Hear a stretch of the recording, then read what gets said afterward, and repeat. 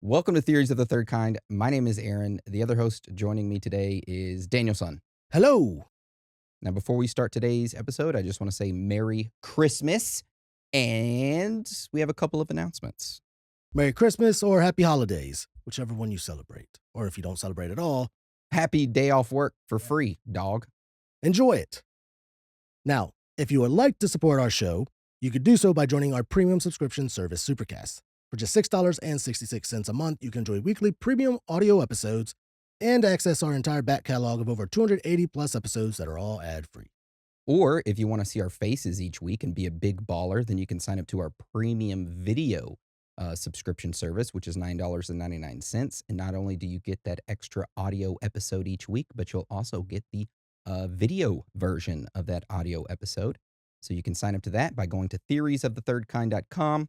Right there in the middle of our website, there's going to be a button that says Supercast. You click on it, it'll take you over to that, and it takes less than 30 seconds to sign up if you want to. Do we want to do a special for Christmas or any other holiday like we did for Black Friday? Christmas New Year's special, $6.66 gets you audio and video for life. For life. For life. You want to run that special? I'm down to do it. Fuck it. We'll put it up right now. Hey, if you're listening to this and it's not January 2nd, we have a special running. $6.66 will get you a lifetime membership to our not only audio, but also video version. And if you already signed up for the audio, then you can upgrade for free. I mean, what a deal. Merry Christmas, you filthy animals. Now, we know things are tough out there right now. So if you can afford a premium membership, but you still want to help us out, you could do so by leaving us a written review on iTunes or Spotify. Or you can subscribe to us on YouTube, even though we don't earn any money off of it. We still like to see our subscriber count go up. So that helps us out a lot. Honestly, that number does make me feel better. I want to hit 100K so we can get that fucking plaque. We're at I think almost 40,000. We're only 60,000 away. Please help us. Just subscribe. It's one click of a button.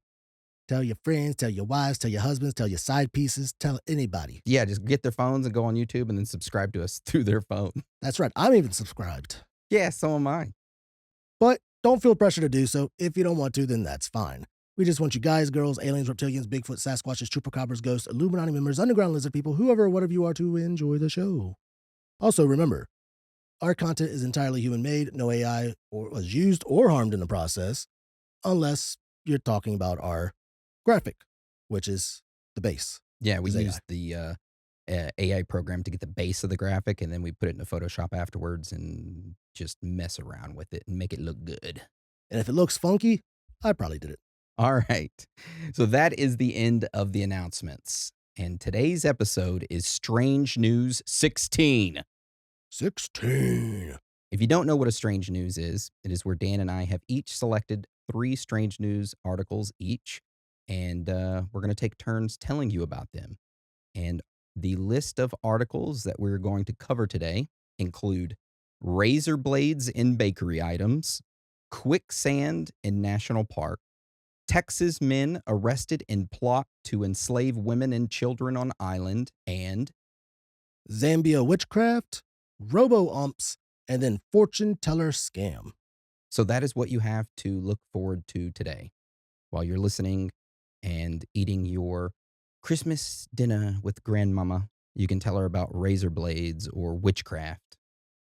Or calling up that psychic hotline to get your fortune told only to realize you've been scammed. Miss Cleo's here. You're gonna die, dog. Just kidding. You're all gonna live a very long life. I'm proud of you. But yes, we are all going to die eventually.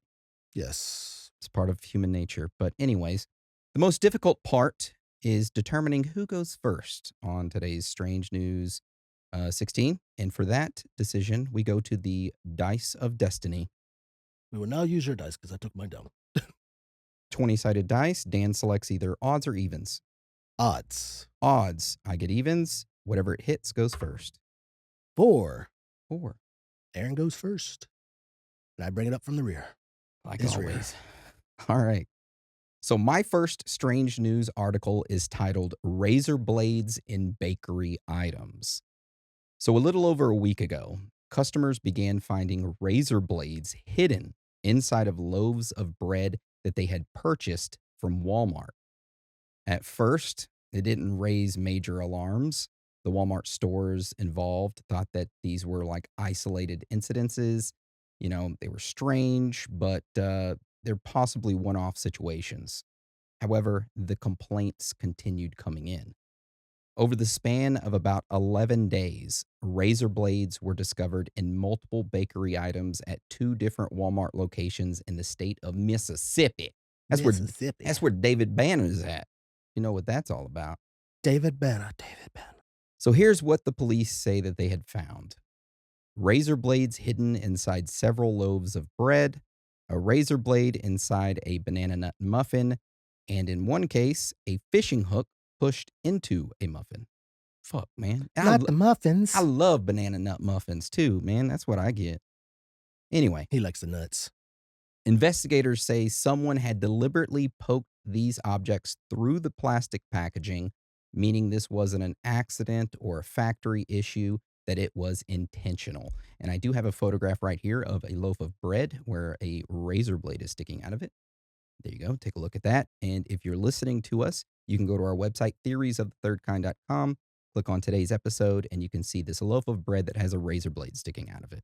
And the website has been updated, so it has all the previous episodes. Nice. Sorry about that. Thank you, Dan. That'd be a dangerous bite. It's not even like in the beginning or the end part of the bread. It's like in the middle of the bread. Did someone open the bread, Stick it stick in it in there. it, then put the bread back in? Yep.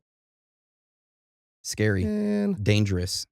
So this, like I said, had happened over the past 11 days, and the turning point came on Monday when multiple customers complained that, hey, we have found razor blades in our bread that they had purchased from a Walmart superstore. That's when Walmart employees did a full sweep of their bakery shelves, and what they found made it clear that this was much bigger than anyone first realized. Police released surveillance photos at around noon on Tuesday showing a woman leaving one of the Walmart stores. And we do have that surveillance footage right here. We're going to put her on blast. There you go. Mary J. Blige is what she looks like, but something's fucked up with her nose. She's got like a covering or something on it. what? That's a big ass Band-Aid on her nose. Yeah. It looks like she has shit on her chest and shirt, doesn't it? Does. Yeah. Unless But, that's just a shitty tattoo, but it just looks like shit. Mm-hmm. So after the police released those surveillance photos, by that afternoon, they had their suspect. It was a 33-year-old woman named Camille Benson, and she was from Texas. She ended up getting arrested later that day, and by 5 p.m. that night, she was in custody at the Harrison County Adult Detention Center, and she was charged with attempted mayhem and is being held on a $100,000 bond. And here's her mugshot. There you go. She doesn't have the bandage on her nose anymore. Are you sure that's a mugshot? It looks like a selfie. No, that's a mugshot. That's not a selfie. Really? Yeah. I don't know why. It looks like it's a selfie. Yeah. That's her mugshot zoomed in. Because Yeah. it kind of looks like the arms are kind of like extended outwards. A little bit, yeah. Maybe that's just how she is. So a lot of people were wondering, what the hell is an attempted mayhem charge? I've never heard of it. Have you? I've never heard of that at all. Well, I had to look it up. So imagine someone tried to seriously hurt or permanently damage another person, but they didn't actually succeed. Mayhem is a crime that means severely injuring someone on purpose, like trying to cut off a body part or permanently disfigure them. Attempted means that they tried to do it, took real steps toward it, but it didn't fully happen. Maybe they were stopped or they missed or the injury wasn't as severe. So the charged with attempted mayhem means that the police think this person intentionally tried to badly and permanently hurt someone, and they're being formally accused of that attempt. They're charged, not convicted. It's an accusation that will be decided in court. So yeah, that's what attempted mayhem is. So if they actually did injure someone on purpose by cutting off a body part or permanently disfiguring them, it's not attempted mayhem, it is mayhem. But yeah. What do you charge with mayhem? I don't even think they'd call it mayhem at that time. I think it would Attempted be murder. Yeah, like attempted murder they would Yeah. go for. He just tried to cut off my head and disfigure me. So the police called this crime strange and they stressed at how serious this could have been. According to investigators, if customers hadn't noticed the tampered food before eating it, the situation could have resulted in serious injuries or worse. Well, no shit. Thankfully, no injuries have been reported, though. Walmart says it immediately removed and inspected all potentially affected products and is cooperating fully with law enforcement. The company also says that anyone who thinks that may have purchased a tampered item should throw it away and return to Walmart for a full refund. Have you ever purchased anything that was tampered with? Never tampered with. I have. Last week, when I was in, what airport was I in? Fresno Airport, flying out, coming back home. I had purchased a Coca-Cola and I went to open it and it was already opened. And I was like, nope, took it back, got another one. Oh. I'm like, this one had already been opened. He was like, just change it out, sweetheart. I was like, okay. It was probably one of the workers Taking a swig. taking a swig. I've seen that. But a lot of the places that I've gone that they do that, they have it like that one drink separated from the rest. Mm-hmm. And sometimes they put a little note on it. Yeah. Because, I mean, they don't have like, some places don't have their own fridges. They just use the fridge out front. I told you about that time I was working at Comanche Peak and I was in training because we have to do quarterly training just to stay up with like the state and government protocols requires my job to have training each quarter. I was in training class and it's just the same shit over and over again, super easy. But we just got back from lunch and I had a styrofoam cup with Dr. Pepper in it. And my instructor always drank sweet tea. And he'd walk around the class after lunch and he'd hold his sweet tea like this. And it was kind of like sitting on his stomach. And he'd walk around the class and just talk to everybody, kind of ask questions about the topic. Well, he was standing in front of me, in front of my desk, was talking. And then he set his sweet tea down, continued to talk to everybody, reaches down, picks up my styrofoam cup of Dr. Pepper, keeps talking, takes a swig of Dr. Pepper, looks at it, and just keeps talking. And I'm like, he had to have known that he just drank Dr. Pepper and not sweet tea. He didn't say shit. And I threw away his sweet tea and I was like, that fucking asshole took my Dr. Pepper. You should have just pretended to drink his tea. Just stare at him. That's funny. But anyways. Now, I could see someone falling for this if it's in a muffin, though. Like a razor blade in a muffin or a fish hook in the muffin. Because usually when you open up a muffin, okay, I'm probably the weird one out of this. I don't bite into a muffin. I rip it apart and eat pieces off of it. I do sometimes. It just depends on how big the muffin is. Yeah, I mean, usually the muffins are like huge. Mm-hmm. So I rip pieces off and eat it because I don't want to just bite into it. And plus, you got a beard, it's going to get in the beard, it's going to fall everywhere. So I try to minimize a mess. Mm-hmm. Now, I'd probably end up cutting myself if I did that with this. Yeah, so if someone takes like a slice of bread out, put it on a plate, and you go to start putting like your condiments on it, whether what you put on mustard, mayonnaise, whatever, and you don't see that razor blade sticking out of it, something's wrong. Yeah, maybe they're visually impaired. Okay, fair enough. Yeah, maybe they're blind making a sandwich. Should at least hear it hit the plate, though. Tink. All right, Dan, so what's your first strange news article? All right, so my first strange news article is about the country Zambia and witchcraft. Now, this article I read was about a court in Zambia had decided to sentence 2 men to 2 years in prison for attempting to use witchcraft to kill President Hichilema. Now, Zambia national Learner Fury and Mozambican citizen Justin Mabulesi Kandunde, I don't know if I said those right, but sounded like you said them right, Kandunde. Yeah, were convicted under the Witchcraft Act. They were arrested in December after being found in possession of charms, including a live chameleon. And the magistrate said, "It is my considered view that the convicts were not only the enemy of the head of the state, but were also enemies of all of Zambians." The case has been closely followed across Zambia. It was the first time anyone had been put on trial for attempting to use witchcraft against a sitting president. Prosecutors allege that the 2 men were hired by a fugitive former member of parliament to bewitch President Hichilema. The accused insisted they were legitimate traditional healers, but despite the defense, the court found them guilty on 2 counts under the Witchcraft Act. Now, the 2 accepted ownership of the charms, and then Fury, one of the healers, further demonstrated that the chameleon's tail, once pricked and used in the ritual, would cause death to occur within 5 days. not much of a healer, if that's the case. Yeah. But their lawyer, Milando, told the court that his clients were first time offenders. He asked the court to show leniency and impose a fine instead of a prison sentence. And of course, the magistrate rejected that request.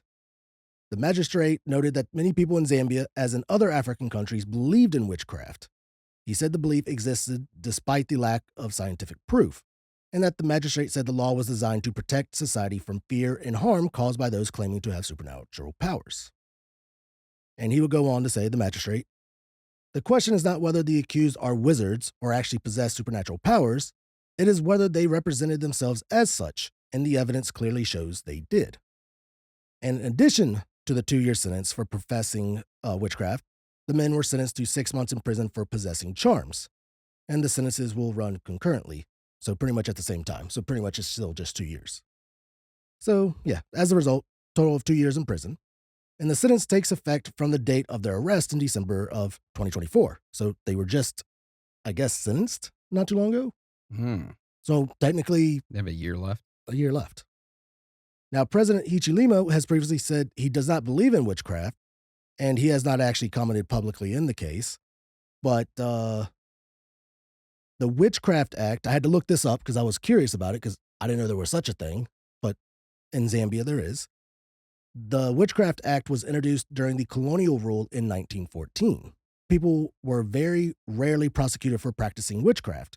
The law helped protect elderly women from mob justice after accusations of witchcraft in rural communities. Witchcraft has also featured prominently in recent political debate in Zambia. It has been mentioned in the dispute between the government and the family of former President Edgar Lungu over his funeral. Some people believe the government's insistence that Lungu be buried in Zambia may be for occult reasons. So the government has denied the accusation, though. And since Lungu died in South Africa in June, they actually still have his remains in a morgue because they can't reach an agreement over it, how he should be buried. Whatever his wishes were, it should go with that, regardless what the government says. If his wishes was to be buried elsewhere, it's his wishes. You got to respect it. He's dead now. See, in Zambia, at least did something right with the Witchcraft Act. For the fact that that was enacted in 1914, it was to help elderly women who, let's say, their neighbor had a dispute with them. Mm-hmm. Unlike in like Europe times, medieval times, she's a witch. Yeah, burn Boom, her. burn her. Take This her land actually- and spread it out to everybody else. Yeah, this actually protected the woman. Okay. So at least they did something right with that. Yeah. When you look at the witch trials, what's that book? The Hammer Oh, of the gosh. Witches. It's called the Hammer of the Witches, but it's the It was like the guide of, right? We covered it. Malus Maleficarum is the book, and it was like the guide on how to identify and kill witches. Who was it that wrote it again? Some dude his name started with an H. It's HK something. His first name starts with an H and his last name starts with a K. Written by Heinrich Kramer. I knew H and a K. Heinrich Kramer. Yeah. German Catholic dude. So yeah, that book was used to persecute witches, but most of the time, if a woman was seen like being rich or had a lot of land and she didn't have a lover and a guy proposed to her and she's like, nah, I don't fucking want you, they'd be like, witch. And then she'd be Witch. like killed. So they could use that for any woman, you know. Give me a kiss. No. Witch. Don't post me on your social media, witch. Witch. And that being said, not all witches are bad. We know. We know. I like me a good witch. I like me a bad bitch. Bad bitch, good witch. Yeah. But yeah, I read that and I'm just like, holy shit, someone was actually charged for witchcraft. But it was in Africa. And there they are very spiritual. So. Yeah. They still got zombies running around, apparently. And tokoloshes. Yeah. All right. Well, thank you for your strange news article, Dan. You're welcome. Now, what's this next one that you have? All right. So my next strange news article is called Quicksand in National Park. Now, before we get into this story, let's quickly go over a couple things, okay? Let's first talk about quicksand. Now, quicksand isn't some movie monster. It isn't going to suck you straight under, you know, because in movies, at least in the movies that I've seen when I was growing up, when people would be running, they hit quicksand like Indiana Jones, you just immediately start getting sucked under. Is that what you've seen as well? I mean, I know about quicksand, but in most movies, that is how it's seen as. Is soon as you land in it, it just starts sucking you down. Yeah. So quicksand, like we said, is a mix of sand, water, and fine sediment that looks solid until you step on it. And when pressure hits, the sand loosens and it turns almost into a liquid like state. And you won't disappear completely, but getting stuck can be incredibly dangerous, especially if you're cold or you're alone. So it doesn't suck you under automatically, it's just a slow suck. And if you struggle more, it does start to pull you down more Yeah. because you're moving stuff around. So quicksand tends to form near streams, washes, and wet desert areas. Wet desert. All right. Now that we understand that, let's discuss Arches National Park. So, like we've previously mentioned in the Yosemite National Park episode, there are a total of 63 national parks in the United States. One of these national parks is Arches, which is located in eastern Utah, just outside of the town of Moab. Arches National Park is famous for massive red rock arches, desert landscapes, and dry looking terrain that feels solid underfoot, which is exactly why this story is so unsettling. All right, now that we understand that, let's dive into our strange news article. So, this happened only a couple of weeks ago, on December 7th, 2025. A 33-year-old backpacker named Austin Dirks was on a solo section hike of the Hayduke Trail, which is a rugged, remote route that cuts through some of the wildest terrain in the American Southwest. He was on day 2 of a planned 20-mile hike when he stepped into what looked like completely normal desert sand near an area called Courthouse Wash. Nothing looked off, no warning signs, there was no visible water, but however, when he stepped into it, his foot sank. At first, his foot only went down to his ankle. He shifted his weight to pull it out, and that's when things got worse. His right leg dropped straight down to his knee. He managed to free his left foot, but his right leg was stuck so tightly it felt like it was set in concrete. Now, Austin isn't just some weekend hiker or some hiker that just goes to a national park every 3 months and does podcasts on the weekdays. Okay. This guy is a legit hiker. He is extremely experienced and he's from Colorado and he's logged hundreds of miles of trails over the years. He's completed major hikes like the Arizona Trail, the Colorado Trail, and the John Muir Trail. He spent plenty of time hiking through southern Utah's deserts. However, he has never run across quicksand before. This was completely new to him. So as he had one leg almost all the fucking way down and the other one out, he had his trekking poles on him, which are poles that just help you walk. And he decided to use those trekking poles to dig himself out. But they immediately sank all the way down to the handles. Mm. Every hole he made instantly filled back in with wet sand and tiny stones. His knee bent sharply at a painful angle, and he couldn't straighten it no matter what he tried. Then he knew the classic advice: lean back to spread your weight out. But he couldn't. He couldn't lean back. This angle of his trapped leg made it impossible to lie down, and the mud was just above freezing temperatures. Getting fully wet would have pushed his body into hypothermia fast. After realizing he wasn't getting out of this on his own, he decided to make a tough call. Now, there in national parks, you don't have any cell phone service, but a lot of people carry around these Garmin satellite phones, and you can use those to send out an SOS, which then alerts park rangers, and then they'll come and rescue you. It sends out SOS, and it sends your signal out to a satellite, and then The that Garmin satellite, GPS? yeah. Damn. So he pulled out his, and he did just that. He sent out that SOS, and search and rescue teams responded quickly, but warned him that they couldn't guarantee how fast they could reach him. So he waited. Stuck in freezing wet sand, unable to move his leg, he put on every dry layer he had, a fleece, a hoodie, mittens, and he stood there as still as he could and tried to remain as calm as he could. He said he was more worried about his knee than the cold, afraid that keeping it bent for so long could cause serious damage. About 2 hours later, though, a park ranger arrived with a shovel. Park ranger tried digging him out, but there was no luck. Every time he would scoop some sand into his shovel and throw it behind him, that sand just kept collapsing in. Eventually, more rescuers arrived with ladders, boards, and additional shovels. They carefully laid the equipment across the unstable ground to create a safe path, then slowly worked the sand away from his trapped leg. When they finally pulled him free, his shoe almost came off, and his leg had gone completely numb. It nearly buckled when he put weight on it, but he carefully crossed the ladder back to solid ground. But here's the wild part.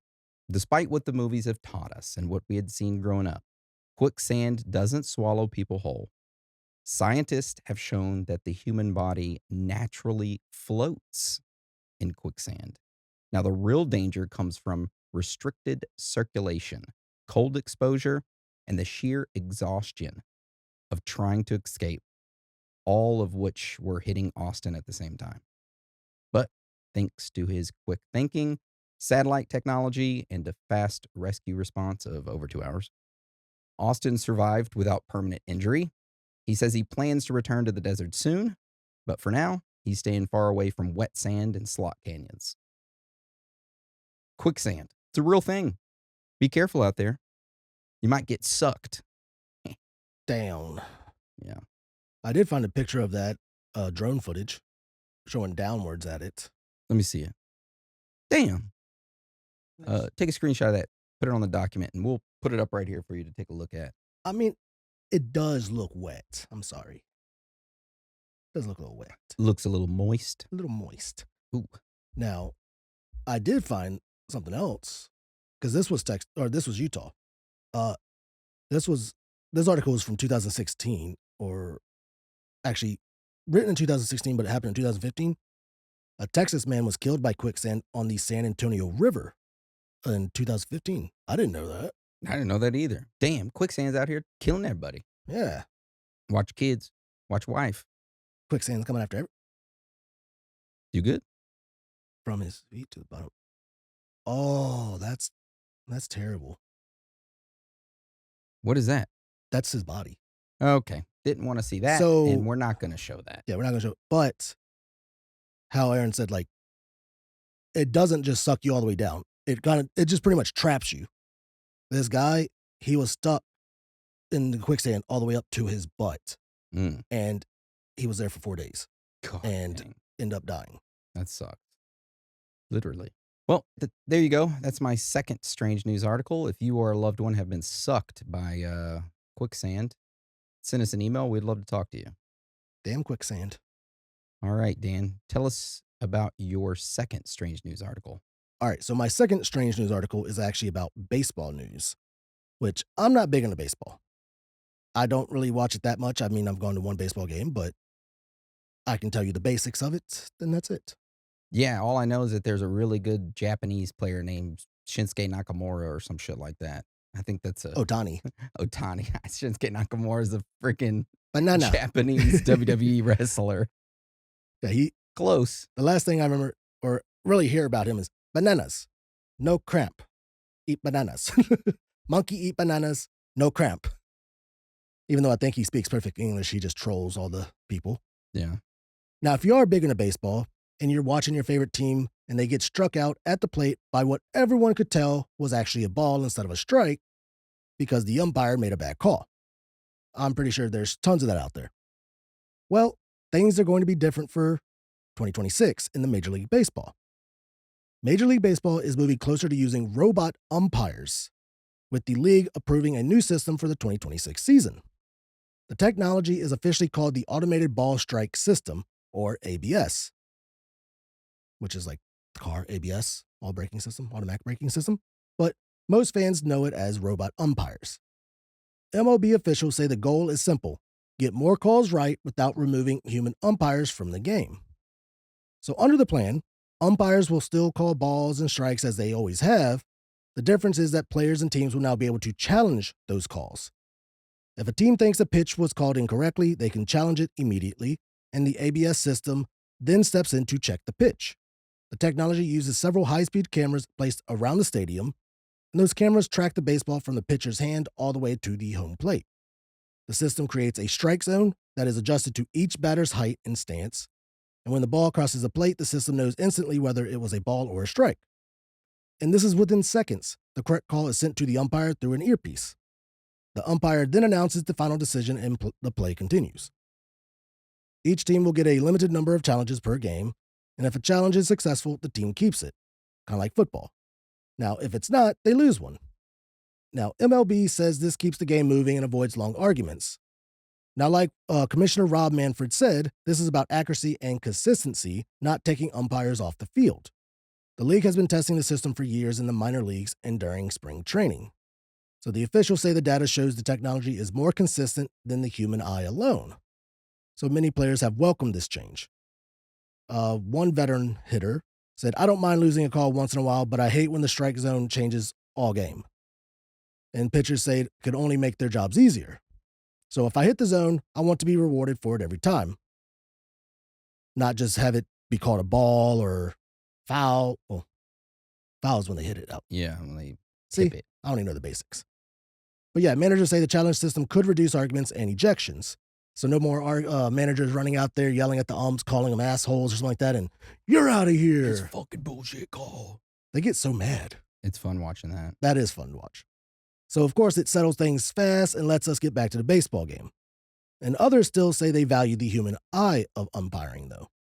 There's a feel to the game that technology can't fully replace, but obviously, sooner or later, some feel that the robot umpires or the ABS system is going to take over completely. And umpires are going to be completely obsolete. But the MLB keeps saying that the technology is meant to assist, not replace, the people on the field. So if everything goes as planned, fans will see robot-assisted strike calls during the 2026 regular season. Which I think that should have been in place a long ass fucking time ago. I thought they had like a challenge system. There's a challenge system, but I don't know how it works. Probably just like Did you see that ump over there? That ump, the first baseman, or that's third base?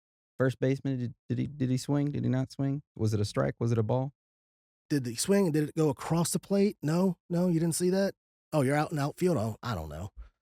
Yeah, I thought they had like the systems and all that already, but this right here, people are worried that it will replace umpires, and I mean that kicks people out of like the job. But I mean, if it's going to be more consistent than a human umpire, I mean, humans do make mistakes, but when it comes down to like, say, what's the last game for the baseball? World Series? Yeah, World Series. I don't know if to call it the Super Bowl, but Super Bowl for baseball. Super Bowl for baseball. That last hit gets called a ball instead of a strike, or ball should have been a strike, something like that. I think it's actually been happening a lot lately. I think a lot of people say it's with the Dodgers, I think it was, Yeah. that they're getting a lot of good calls, even though they're like bad. So yeah, I mean, it's going to come down to it sooner or later. I see this probably going to be replacing human umpires because of so many bad calls, even though they say umpires get at least around 90% correct, which I mean, still pretty damn good. Nah, still, I mean, But it's that 10%. leaves that 10% error, which that's a lot. And that's real big in like the World Series, the final game of the World Series. Yeah.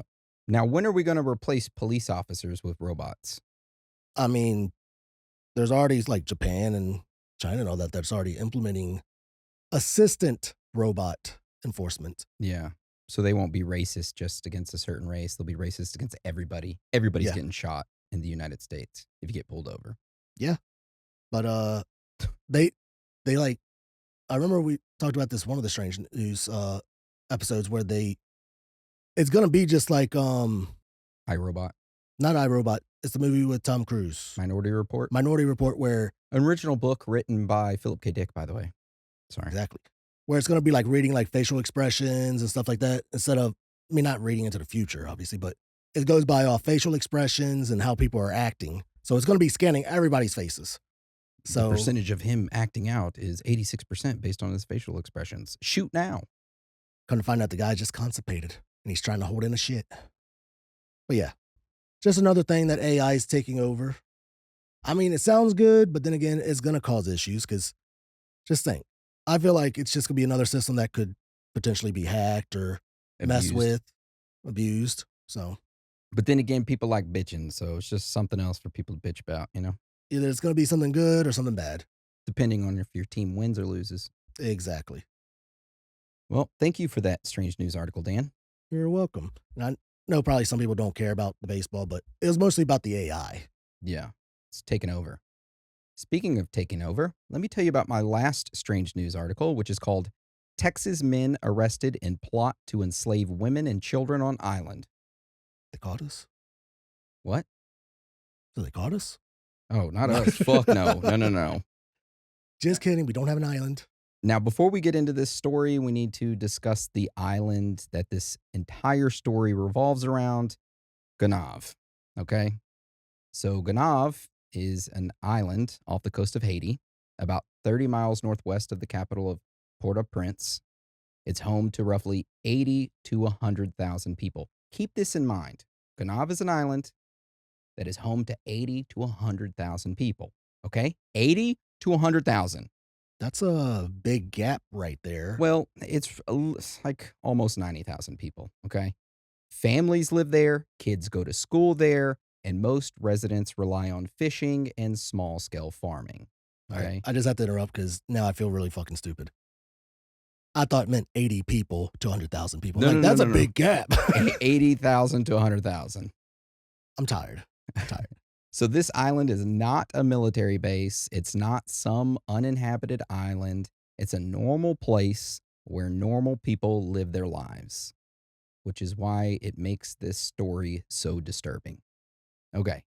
According to the U.S. Justice Department, two young men from North Texas allegedly came up with a plan so violent and unrealistic that it sounds like something pulled from a deranged movie script. These men are Gavin Weisenberg, who is 21 years old, from Allen, Texas, and Tanner Thomas, who is 20 years old, from Argyle, Texas. Prosecutors say it all started in August of 2024 when the two men began communicating online and slowly building what they believed was a workable plan to overthrow the island of Gnav. And when I say overthrow, I mean exactly that. The men planned to sail to the island of Ganav, launched an armed coup, murder all the men on the island, and then enslave the women and children for sexual purposes. And I know it might seem that like these two men just probably talked about it. They couldn't be serious, right? Just two of them versus 80 to 90,000 people. However, according to investigators, the two men researched the island, they studied maps, they even learned the language, and they looked into weapons and ammunition, and they even discussed how to transport guns and explosives by sailboats. They also allegedly tried to prepare themselves personally. Huh. It was uncovered that the 20-year-old Tanner Thomas, he enlisted in the U.S. Air Force in January of 2025, not out of patriotism, but because he believed that military training would help him carry out this attack. Also, while in the Air Force, Tanner changed his duty assignments so he could be closer to Washington, D.C. Now, why did he want to be closer to Washington, D.C.? Well, Tanner and Gavin was planning on recruiting homeless people to act as mercenaries in their takeover. You heard me right. They planned on hiring homeless people as mercenaries, giving them weapons, taking them on a sailboat, and having them murder the men on that island. Huh. Which there's only roughly around 5,000 homeless people in Washington, D.C., give or take. So 5,000 versus 80 to 90,000, math ain't mathin'. Honestly, when I was in Washington, D.C., some of the homeless people I saw there, they would not have been any good as mercenaries, Yeah. which was kind of sad in their condition. So while Tanner was in the Air Force, Gavin enrolled in a North Texas Fire Academy to gain tactical training. However, he failed out of that program. He failed it and it was kicked out. Which, by the way, I completed Fire Academy, class of number 25 under Captain Cook. I have no idea what tactical training you would use in that to take over an island because all you learn about is putting out fires. So don't know what he would use. I'm not talking shit about the US Air Force, but I don't know what type of military training would help you really do anything like that either. Sail a boat. I don't know. But Gavin, after he failed out of fire academy, he ended up traveling to Thailand and attended sailing school. This was for him to prepare for the purchase of a sailboat that they planned to use to reach Haiti. Now, I know this sounds crazy, but according to investigators, these two men genuinely believed that they could sail across the ocean, land on a very populated island, recruit an army of homeless strangers, and overthrow local control and somehow rule this island through just violence. Luckily, federal authorities stepped in before they decided to even give it a try, and both men were arrested and have been indicted by a federal grand jury, and both of them face serious charges such as conspiracy to kill or kidnap people in a foreign country, which carries the possibility of life in prison.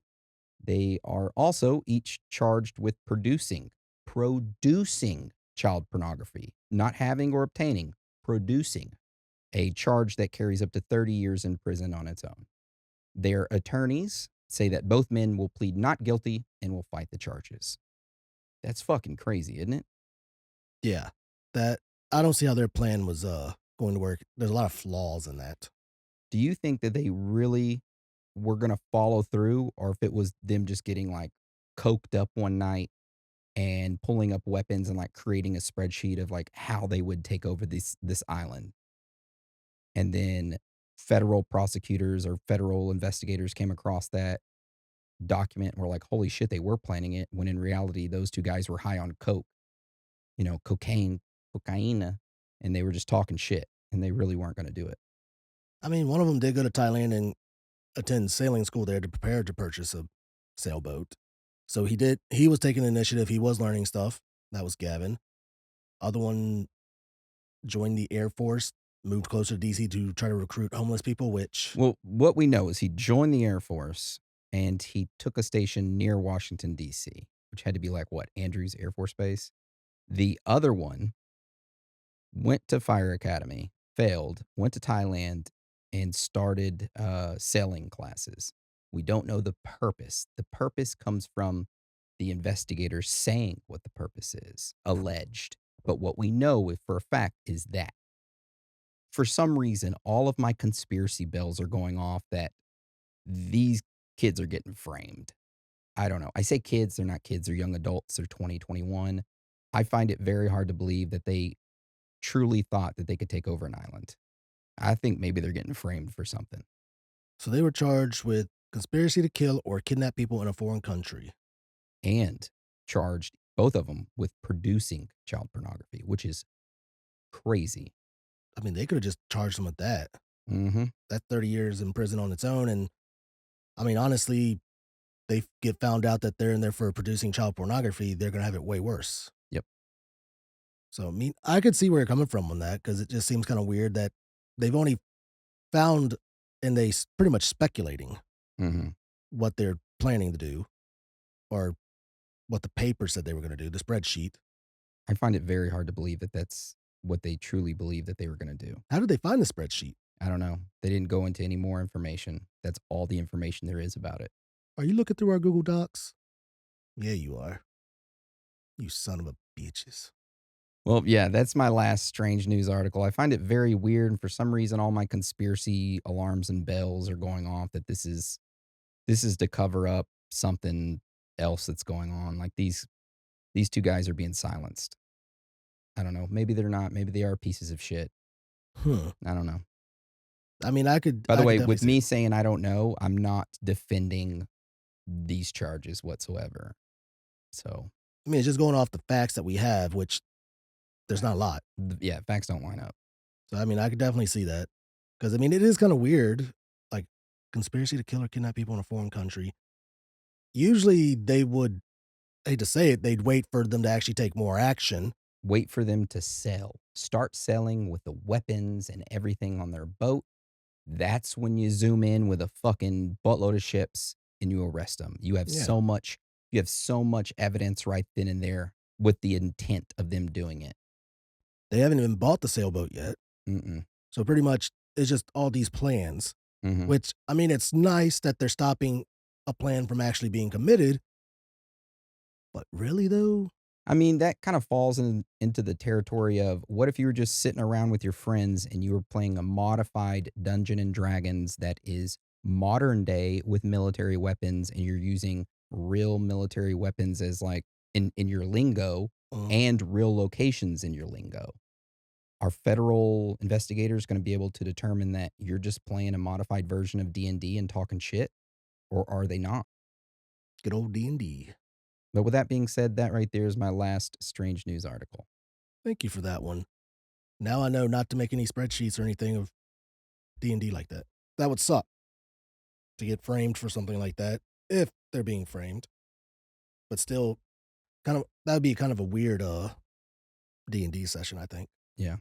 Call me now for your free reading. And that is what my next strange article is about. So we all heard that phrase. Call me now for your free reading. That's right, Miss Cleo. Well, I was reading up on Miss Cleo because, she used to be on the TV a Wait, wait, lot. wait. I want to hear you say it. Call me now for your free reading. It's actually a lot better. Good job, Dan. Thank you.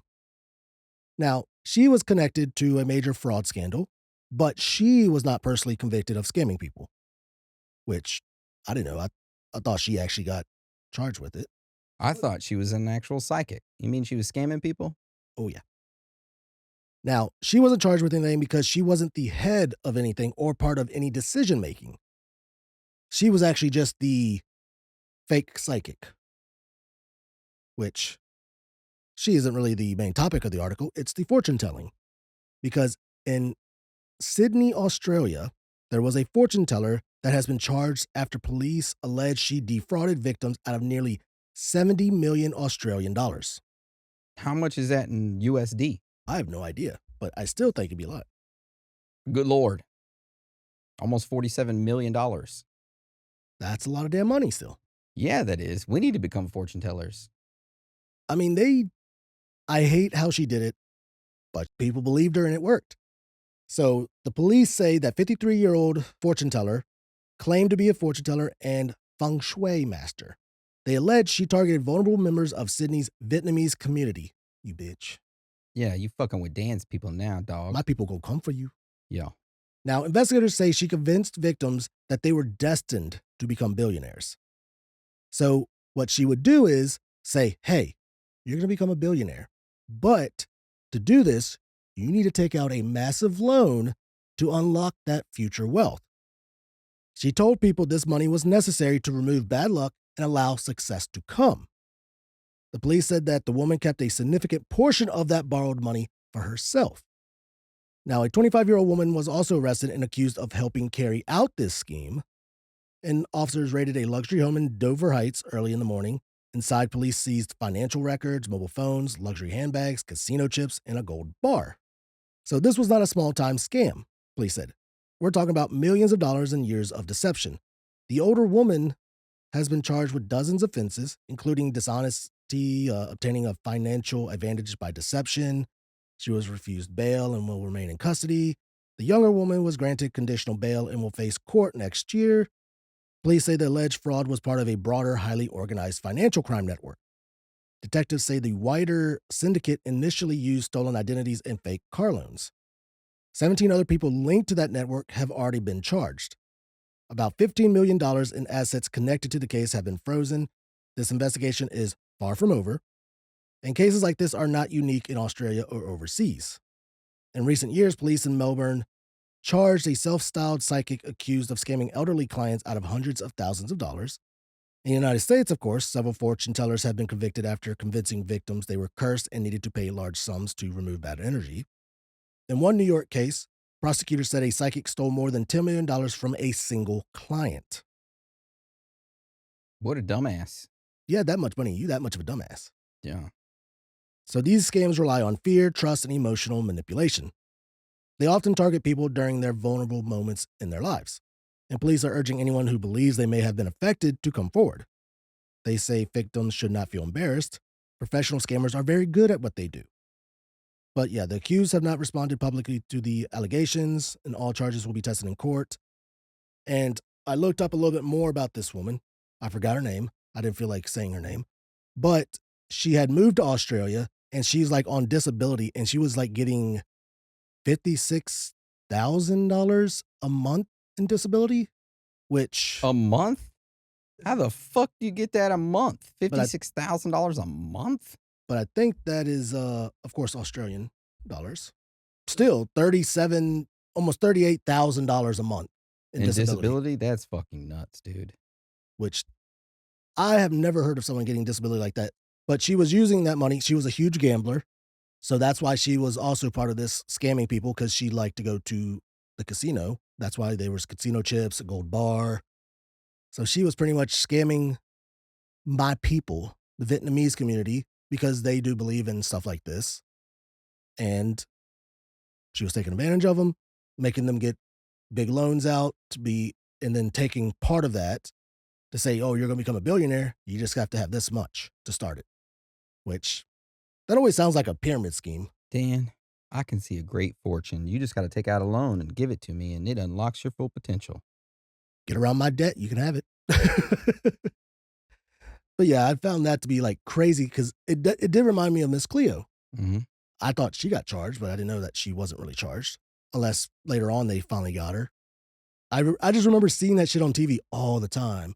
Call me now for your free reading. Call us now for your free reading, 707-390-0655. Call us now for your free reading.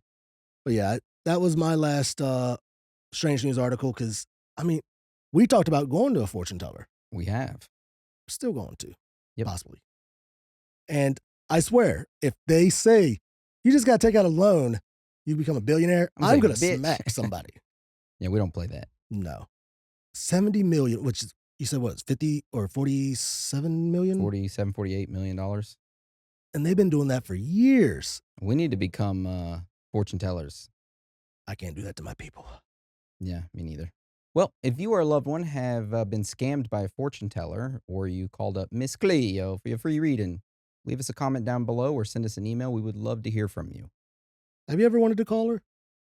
I did. When I was like a kid, Yeah, I wanted to call her, but I was trying to get my free reading. of course it's never free. No. Because as of reading up, it was, they charge per minute. So all she had to do was keep you on the phone, making you keep believing, man, she's racking up that money for him. Yeah, it's like those sex phone hotlines where the ladies are like, you jerking it over there. You're paying like $20 a minute. What are you wearing? What are you wearing, you dirty bitch? You about to be done? No. I've never called any of those, though, but I've heard about them. What you wearing? Well, thank you for that last strange news article, Dan. I enjoyed it. You're welcome. Well, if you could not get enough of us today and you are not a premium member, you can go sign up. We're running a Christmas special right now. $6.66 get you not only access to audio, but also our premium video version of our episodes each week. And if you sign up now, it's a lifetime lock-in, baby. Unless you cancel it. Unless you cancel it, and it's not life locked in anymore.